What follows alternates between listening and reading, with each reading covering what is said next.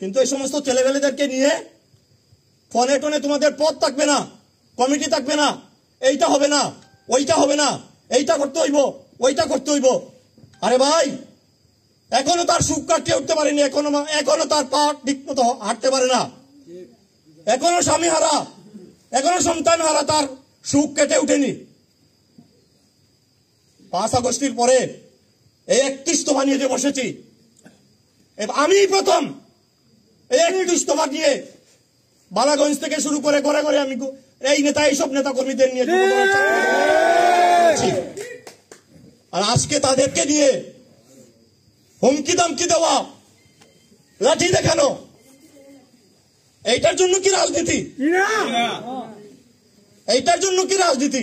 অমুককে সমর্থন করলো না, তমুককে সমর্থন করলো না, অমুককে সমর্থন করতে হবে, এটার নাম কি গণতন্ত্র? পার্টির মধ্যে আমরা ফেসিবাদের বিরুদ্ধে লড়িয়েছি, আজও আমরা বদ্ধপরিকর। ফেসিবাদ পরবর্তীতে আমরা গণতন্ত্র কায়েম করতে চাই। 31 দফার মূল মন্ত্র আমরা দেশে আইনের শাসন, আমরা ন্যায়ের শাসন, গণতন্ত্র সুপ্রতিষ্ঠিত করতে চাই আমাদের নেতা জনাব তারেক রহমানের নেতৃত্বে। আর এর মধ্যে আরে ভাই, ভোট তো এরাই তো ভোট জনগণের কাছে যাবে।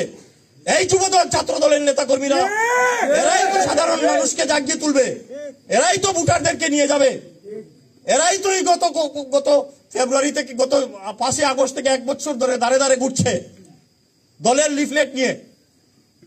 তাহলে আপনি হুমকি দামকি দিবেন, চক্কু রাঙ্গাবেন, লাঠি দেখাবেন, এইভাবে কি দল চলে?